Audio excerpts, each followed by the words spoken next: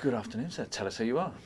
My name is Brien Foerster, and I'm happy to be here in England, having been invited by Hugh Newman and a couple of other people to speak about the elongated skulls of Paracas, Peru, as well as the prehistory of the city of Cusco.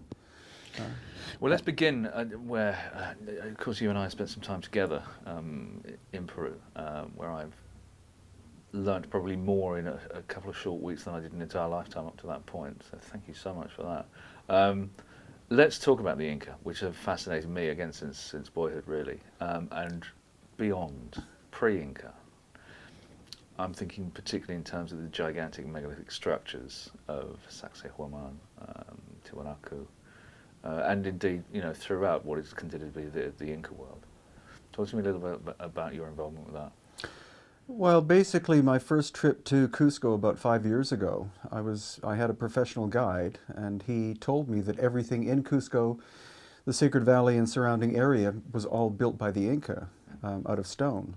But what my amateur eye picked up was different styles of building. There was very rough construction, right next to megalithic, very tightly fitting construction, whereby you couldn't fit a human hair in the joints between the stones. And so I automatically started to suspect that my guide either was ill-informed or mainly that that wasn't the full story. I could see that the megalithic stone constructions were much finer and I thought much older than Inca, so I started to suspect that Cusco itself was older than the Inca civilization, and that's where my investigations began.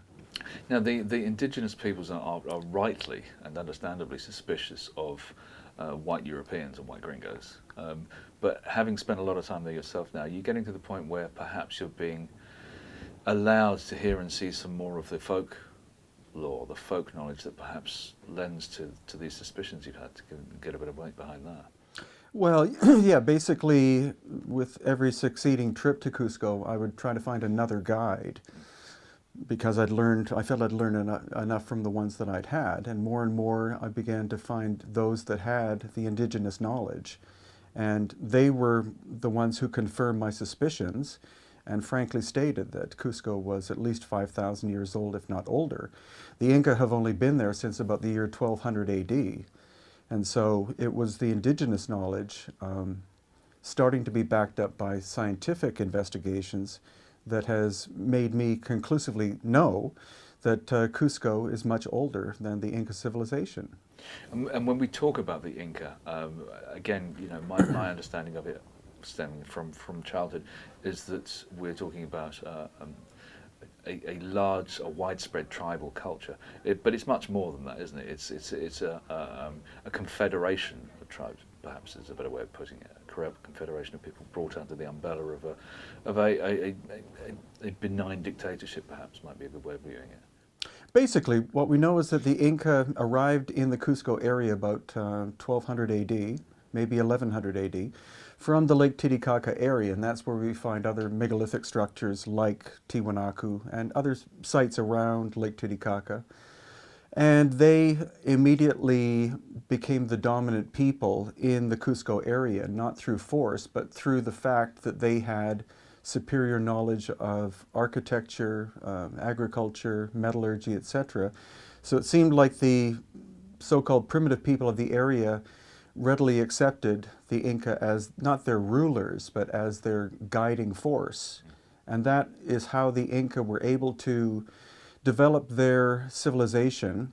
By the time the Spanish arrived in 1532, the Inca civilization covered from Colombia in the north to the middle of what is called Chile in the south, Pacific Ocean in the west, to partially into the Amazon jungle in the east. Most of it done through alliances with other tribal people.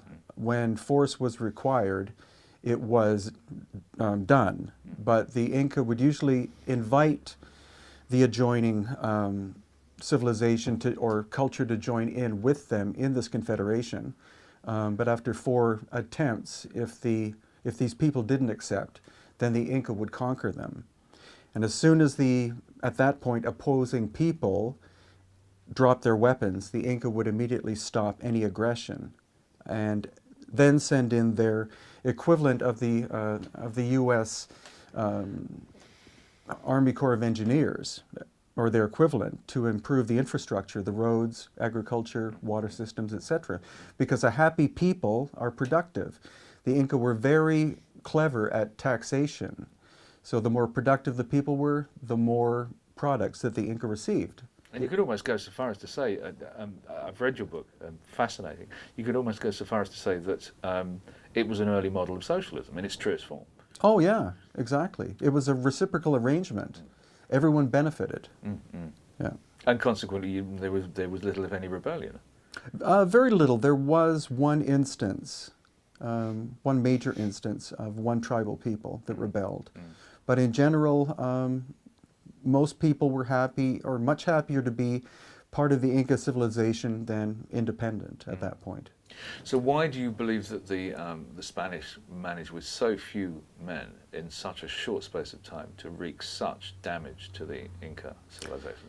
Well, the Spanish took advantage of the fact that a civil war had been raging prior to their arrival. That was instigated by smallpox arriving, traveling through the native population from Panama, which was the main Spanish base, down through the population. And so that caused probably about half of the population to have died by the time the Spanish showed up. And then the Spanish were able to take advantage of certain situations. The Civil War was between two Inca brothers, Atahualpa in the north and Huascar in the south. And Atahualpa wanted an alliance with the Spanish because they had horses and guns. So he thought by developing a relationship with the Spanish that he would be able to conquer the rest of the Inca civilization.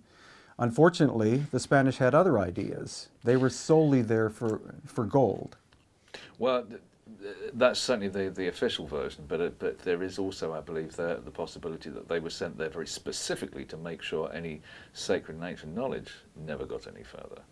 Well, that as well, but that's the nature of conquest. Indeed. By destroying a people's belief system, starting with destroying their most sacred structure, which was the Coricancha in Cusco, replacing it with a church, then automatically the people who would naturally go to their Holy of Holies would become easily indoctrinated because they, for hundreds of years they'd be used to going to that one specific energy spot.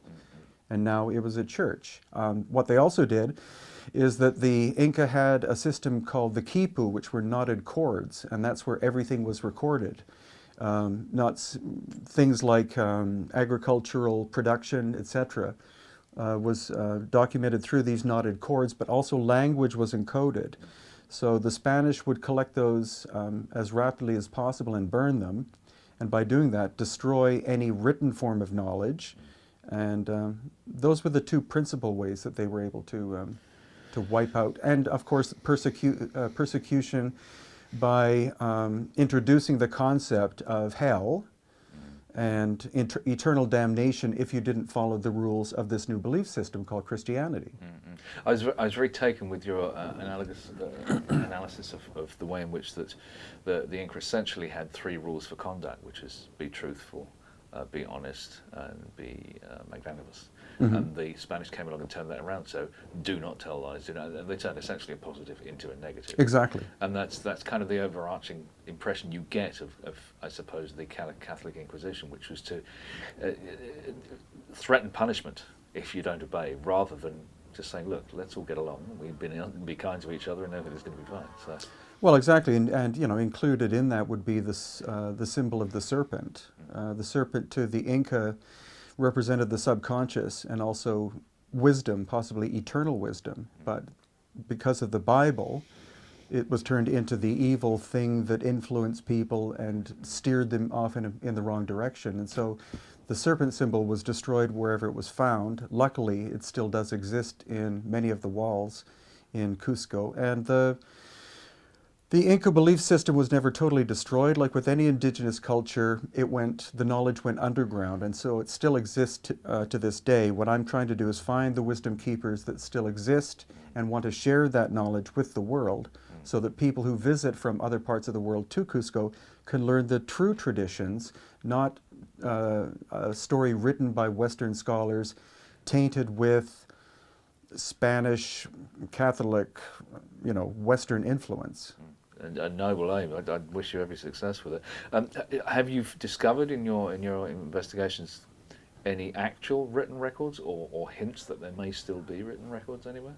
There still are. There's a system of, I just found that out in June by staying with David Childress. He had this tiny book written in Spanish that showed that the Inca also had a hieroglyph system.